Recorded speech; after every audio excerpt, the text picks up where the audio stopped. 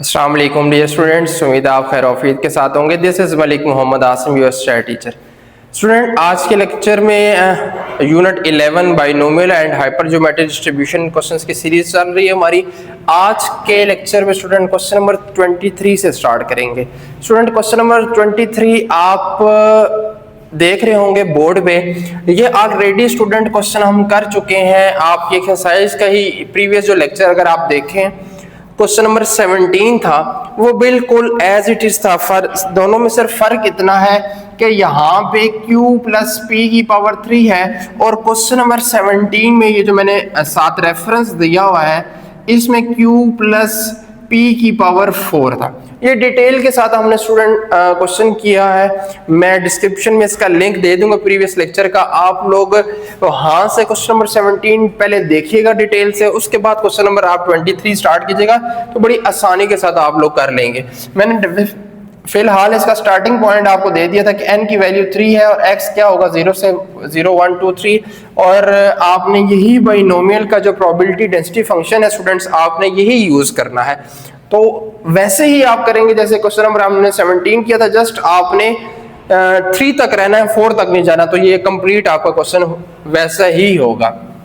Student, move करते हैं हम क्वेश्चन नंबर 24 की तरफ। क्वेश्चन नंबर 24 में उसने कहा है a binomial distribution has mean students आपको गिवन है, वेरिएंस आपको गिवन है। तो student find the probability that x is greater than 2, यानी हमने प्रोबेबिलिटी फाइंड करनी है x ग्रेटर देन 2 की। लेकिन प्रोबेबिलिटी स्टूडेंट हम उस टाइम फाइंड कर सकते हैं जब हमारे पास n और p हो। क्या हो? n और p। तो ये मीन और वेरिएंस दिया, इससे पहले हम n और p निकालेंगे, फिर हम ये प्रोबेबिलिटी स्टूडेंट फाइंड कर सकते हैं। तो पहले गिवन देख लें। गिवन में मैंने मीन लिख दिया, वेरिएंस लिख दिया। अब मीन का क्या फार्मूला स्टूडेंट्स, काफी दफा आपको बता चुका हूँ, प्रीवियस लेक्चर में भी बताया स्टूडेंट कि मीन हमारे पास np होता है। तो np मीन की वैल्यू दी है 1.44, इसको मैंने इक्वेशन 1 का नाम दे दिया। वेरिएंस क्या होता है? np की वैल्यू हमारे पास आई है 1.44, यहाँ मैंने पुट की है। वेरिएंस की वैल्यू उसने दी हुई थी, इधर ये वैल्यू मल्टीप्लाई हो रही है, इधर जाके क्या हो जाएगी स्टूडेंट, इक्वल के उस साइड जाके डिवाइड हो जाएगी। तो हमारे पास q की वैल्यू इन दोनों को डिवाइड करने से आ जाएगी 0.64। q आ जाए स्टूडेंट्स, तो p कैसे आ सकता है? 1 में से आप q को माइनस करेंगे। 1 में से q क्या है? 0.64 है स्टूडेंट। आप 0.64 माइनस करेंगे 1 में से, तो स्टूडेंट्स हमारे पास p की वैल्यू स्टूडेंट आ जाएगी 0.36। p आ गया है, इसको इक्वेशन नंबर 1 में पुट कर दें स्टूडेंट। np था, p की जगह आप 0.36 लिख दें और 1.44 उस साइड पे एज इट इज आ जाएगा। ये वैल्यू इधर मल्टीप्लाई हो रही है, इधर जाके डिवाइड हो जाएगी। 1.44 को स्टूडेंट डिवाइड करेंगे आप 0.36 पे, तो हमारे पास n की जो वैल्यू आएगी स्टूडेंट 4 आ जाएगी। अब हमारे पास p भी आ गया है, गिवन n भी आ गया है। अब हम ये फाइंड कर सकते हैं probability x greater than 2। Greater than 2 कहां तक जाना है? जहां तक n है। तो n 4 था, तो स्टूडेंट मैंने लिखा प्रोबेबिलिटी x ग्रेटर देन 2। तो ग्रेटर में फिर आपकी वैल्यू आएगी 3 और 4, तो probability x is equal to 3 plus probability x is equal to 4। आप स्टूडेंट सारी चीजें आपके पास गिवन है। आपने बाइनोमियल का जो डेंसिटी फंक्शन है, और डेंसिटी फंक्शन आपको मैं हर सवाल में लिखवाता हूं। पहले क्या होता है? ncx p की पावर x q की पावर n माइनस x। तो यहाँ पे स्टूडेंट आपने एक दफा 3 पुट करना है, ये आपके सामने 3 पुट किया है, और फिर आपने 4 पुट करना है। जैसा ये लिखा हुआ ना, आप एज इट स्टूडेंट कैलकुलेटर में लिखें, इक्वल का बटन प्रेस करेंगे तो ये आपके पास पॉइंट्स पे आंसर आएगा। इसका आंसर आपके पास पॉइंट पे ये आएगा। दोनों को ऐड करेंगे तो स्टूडेंट हमारे पास जो इसका रिजल्ट है वो आ रहा है 0.1362। मूव करते हैं हम स्टूडेंट क्वेश्चन नंबर 25 की तरफ। स्टूडेंट क्वेश्चन नंबर 25 हम पहले रीड कर लेते हैं। If a coin is tossed 5 times and the probability that it shows 3 head is twice the probability that it shows 1 tail, find q and p। एक बात हमने प्रीवियस अपने चैप्टर्स में ये बात पढ़ी हुई है, जब भी कॉइन का क्वेश्चन स्टूडेंट आता है तो आपको वैसे तो खुद पता होना चाहिए कि कॉइन में हेड और टेल आ सकता है, और हेड और टेल आने की प्रोबेबिलिटी 50% यानी 1/2 ही होती है। लेकिन ये हम मैथमेटिकली प्रूव करेंगे हमें तो पता तो है कि P की वैल्यू या Q की वैल्यू जब कॉइन का क्वेश्चन है तो 1/2 ही आएगी, लेकिन हमने इसको मैथमेटिकली प्रूव करना है। तो n क्या दिया, कितने टाइम टास्क हुआ है, 5 टाइम्स, तो मैंने n लिख लिया स्टूडेंट 5। सबसे पहले आप बाइनोमियल डेंसिटी फंक्शन लिखेंगे एज इट इज। यहाँ पे x किसको डिनोट कर रहा है, उसने कहा 3 हेड्स, यहाँ हेड जो है x जो है वो हेड्स को शो कर रहा है। तो 3 हेड्स का है, तो पहले मैंने x की जगह क्या पुट कर दिया स्टूडेंट, 3 पुट कर दिया। n हमें दिया हुआ है और x दिया हुआ है, बाकी कुछ भी गिवन नहीं है, p और q गिवन नहीं है, वो फाइंड करने हैं। तो फार्मूले में हमने जहां पे n था स्टूडेंट वहां 5 पुट कर दिया, जहां x था वहां 3, p की पावर x है तो p की पावर 3, q की पावर n माइनस x है तो 5 माइनस 3। 5 से 3 स्टूडेंट कॉम्बिनेशन आप कैलकुलेटर से निकालेंगे 10 आ जाएगा, p की power 3 as it is, 5 minus 3 q की पावर 2 आ जाएगा। सेकंड बात देखें तो उसने कहा 1 टेल, लेकिन अब हमने x को डिनोट किया हुआ है हेड्स, नंबर ऑफ हेड्स। अगर एक टेल आ रहा है तो 4 टाइम्स क्या आएगा, क्योंकि टोटल तो 5 टाइम टास्क हुए ना।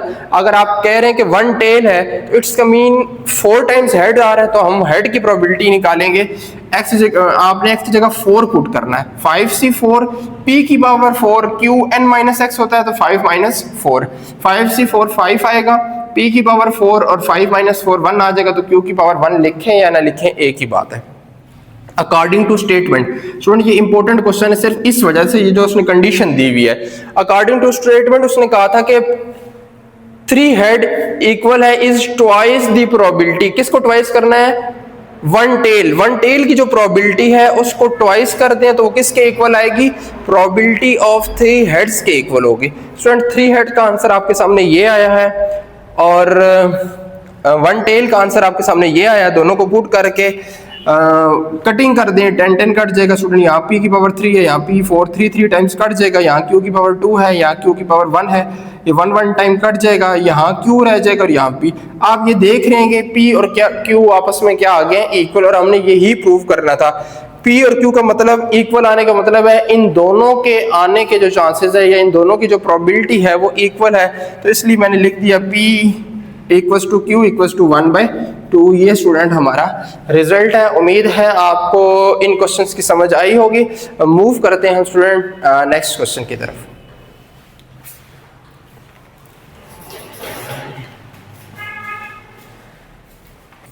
जी स्टूडेंट, नेक्स्ट क्वेश्चन नंबर है हमारा 27। इससे जो पहले 26 क्वेश्चन था स्टूडेंट, वो क्वेश्चन नंबर 23 और क्वेश्चन नंबर 17 मैंने फिर लिंक आपको डिस्क्रिप्शन बॉक्स में दिया हुआ है, या आप मेरी प्रीवियस लेक्चर देख लें तो ये क्वेश्चंस एज इट इज थे, इसलिए बिल्कुल दोबारा नहीं करवाए। क्वेश्चन नंबर 27 है, a random variable x has a binomial with expected value दे दी है और वेरिएंस दिया गया है। अब ये जितने क्वेश्चन हैं ये इस तरह के क्वेश्चन स्टूडेंट ये लाजमी शॉर्ट क्वेश्चंस में आते हैं। एक्सपेक्ट यानी मीन दे दिया, वेरिएंस दे दिया और n और p फाइंड करने का कहा है और probability x is equal to 2 कहा है। अगर वो सिर्फ कह देता probability x is equal to 2 find करें, तब भी हमने n और p फाइंड करना ही करना था, क्योंकि उसके अलावा आप probability x is equal to 2 find ही नहीं कर सकते। तो गिवन क्या दिया हुआ है, एक्सपेक्टेड वैल्यू दी हुई है और वेरिएंस दिया है, दोनों मैंने लिख दिए हैं स्टूडेंट। एक्सपेक्टेड वैल्यू मीन का क्या फॉर्मूला है, NP, तो इस गिवन थी वैल्यूज, एक्सपेक्टेड वैल्यू की मैंने लिख दी 2 और इसको इक्वेशन 1 का नाम दे दिया। वेरिएंस भी आपके सामने यही फार्मूला होता है NPQ, और वेरिएंस की वैल्यू स्टूडेंट गिवन है 24/13, तो मैंने लिख दिया। NP यहाँ से 2 आया था तो इधर NP की जगह स्टूडेंट मैंने 2 लिख दिया। ये मल्टीप्लाई हो रहे हैं आपस, यहाँ 2 मल्टीप्लाई हो रहा है, यहाँ आगे क्या हो जाएगा, डिवाइड हो जाएगा, तो ये कटिंग हो जाएगी स्टूडेंट। 2 1 2 12 24 होता है, तो Q की वैल्यू हमारे पास यहाँ से आ जाएगी 12/13। Q आ जाए तो P निकालने का क्या तरीका स्टूडेंट, P में 1 माइनस Q करेंगे तो हमारे पास P आ जाएगा। Q की वैल्यू 12/13 है, यहाँ 1 माइनस 12/13 कैलकुलेटर में लिखे एज इट इज, तो 13 1 13, तो ये 1/13 आ जाएगा। जहां से ही आपके पास स्टूडेंट यहाँ से P की वैल्यू आई है, इसको पुट कर दें इक्वेशन 1 में। इक्वेशन 1 में P की जगह आप लिख दें स्टूडेंट 1/13 और n हमने फाइंड करना है, तो ये 13 इधर डिवाइड हो रहा है, उधर जाके मल्टीप्लाई होगा, तो 13 इंटू 2 स्टूडेंट्स क्या आ जाएगा हमारे पास 26 आ जाएगा। n की वैल्यू भी आ गई, P भी आ गई है स्टूडेंट, Q भी आपके पास गिवन हो गया है। अब सबसे पहले आप लिख दें अपना बाइनोमियल का प्रोबेबिलिटी डेंसिटी फंक्शन।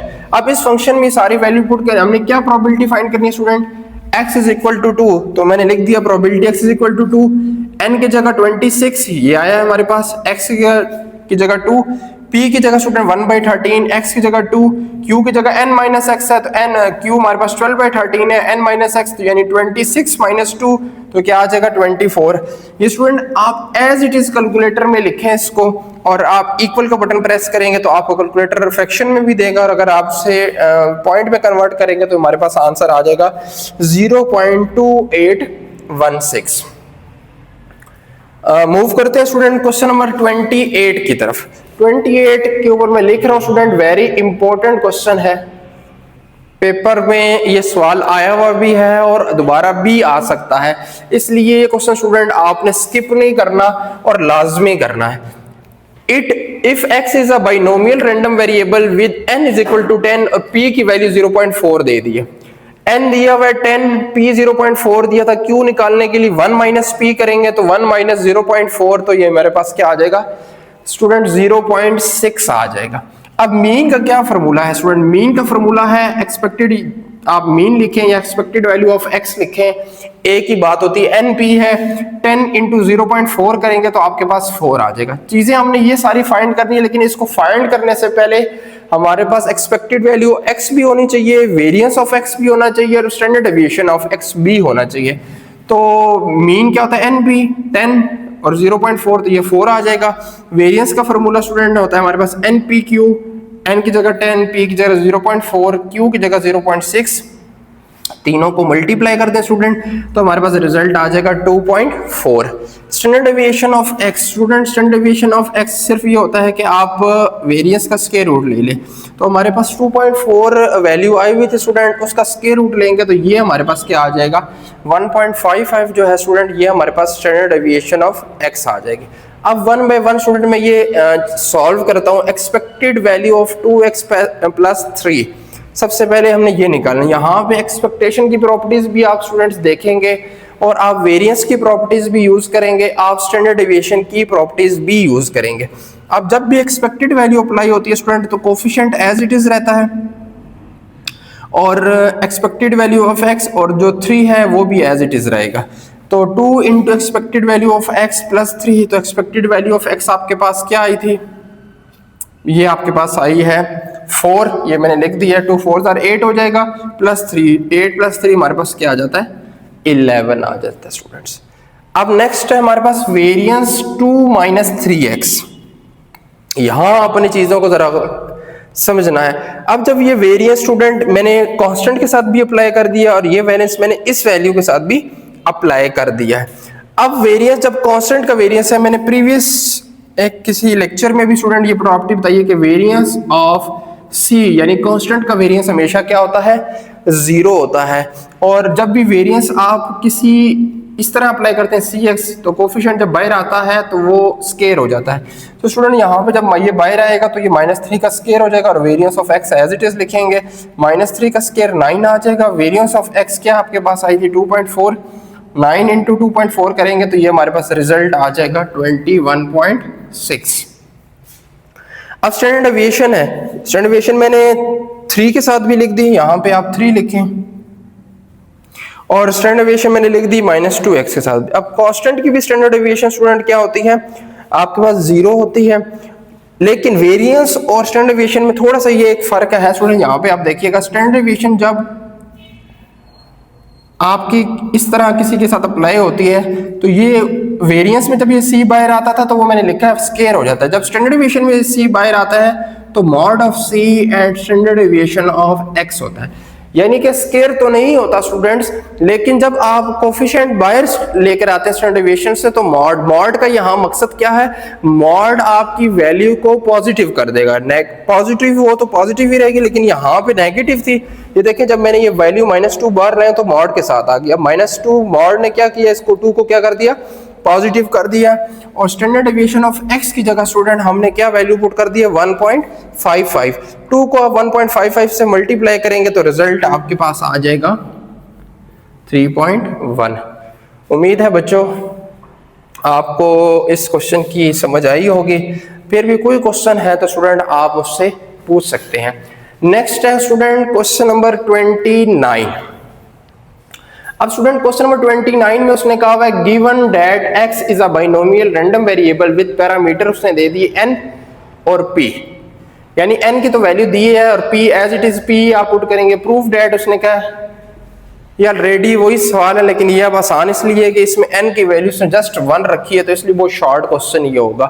n की वैल्यू 2 कर दें, 3 कर दें, तो वही प्रीवियस जो मैंने क्वेश्चंस आपको बताए हैं 17, 23, ये वैसा ही क्वेश्चन है। n इज इक्वल टू 1 है तो इसका मतलब x 0 होगा या 1 होगा। तो सबसे पहले आप बाइनोमियल का डेंसिटी फंक्शन लिखें। अब इस डेंसिटी फंक्शन में स्टूडेंट आपने पहले 0 पुट करना है, फिर आपने इसमें x की जगह 1 पुट करना है। स्टूडेंट आप n 1 है, x की जगह 0 पुट करेंगे तो 1 सी 0, p की पावर x की जगह 0, q की पावर n माइनस x है तो 1 माइनस 0, ये भी 1 हो जाएगा, ये भी 1 हो जाएगा, तो आपके पास जस्ट q आ जाएगा। अब आपने x की जगह स्टूडेंट 1 पुट करना है, तो जब आप यहाँ 1 पुट करेंगे तो 1 सी 1, p की power 1, q n minus x होता है तो 1 माइनस 1 0 हो जाएगा, ये भी 1 हो जाएगा। क्यों किसी चीज की वैल्यू 0 वो भी 1 होती है तो ये p की पावर 1 है तो ये p आ जाएगा आपके पास। अब हमने चूंकि एक्सपेक्टेड वैल्यू निकालनी है और स्टैंडर्ड डेविएशन निकालना है, तो एक्सपेक्टेड वैल्यू के लिए स्टूडेंट छोटा सा मैंने एक टेबल बना लिया। x हमारे पास 0 और 1 है, 0 की प्रोबेबिलिटी q आई है, 1 की प्रोबेबिलिटी p आई है। नेक्स्ट कॉलम है x into P of x, यानी इसको आपस में मल्टीप्लाई करते हैं, 0 into Q 0, 1 into P p आ जाएगा। नेक्स्ट इसको फिर अगेन इससे मल्टीप्लाई करें और adding they the x square into P of x, तो 0 को 0 से मल्टीप्लाई करेंगे 0, p को 1 से मल्टीप्लाई करेंगे तो अगेन p ही आएगा। तो एक्सपेक्टेड वैल्यू किसके इक्वल होती है स्टूडेंट? एक्सपेक्टेड वैल्यू इक्वल होती है आपकी summation x p of x, तो इन दोनों का सम लें स्टूडेंट तो 0 प्लस p आएगा। तो पहली चीज हमने प्रूव कर दी कि एक्सपेक्टेड वैल्यू ऑफ x जो है वो किसके इक्वल है? p के इक्वल। अब स्टूडेंट स्टैंडर्ड डेविएशन का क्या फार्मूला है? स्टैंडर्ड डेविएशन वेरिएंस में इतना ही फर्क होता है कि स्टैंडर्ड डेविएशन हो तो स्क्वायर रूट आ जाता है, वेरिएंस और स्क्वायर रूट नहीं होता। Summation x square p of x minus summation x p of x का होल स्क्वायर, तो इसकी वैल्यू हमारे पास स्टूडेंट ये इनका भी आप सम लें 0 प्लस p, तो ये p ही आएगा, ये p पुट कर दिया, इसकी वैल्यू अगेन p ही आई थी तो p का स्क्वायर ले लिया, p स्क्वायर आ गया, इन दोनों में से p कॉमन ले लिया, जब कॉमन लेंगे तो यहाँ 1 रह जाएगा, यहाँ p है, तो 1 माइनस p आपके पास क्या आ जाता है? q। 1 माइनस किसके इक्वल होता है? q के, तो p q। तो यही हमने प्रूव करना था कि स्टैंडर्ड डेविएशन इक्वल होता है स्क्वायर रूट p q के। तो उम्मीद है स्टूडेंट्स ये इंपॉर्टेंट लेक्चर्स थे, आपको समझ आए होंगे। इंशाल्लाह मिलते हैं नेक्स्ट वीडियो में, तब तक के लिए अल्लाह हाफिज़।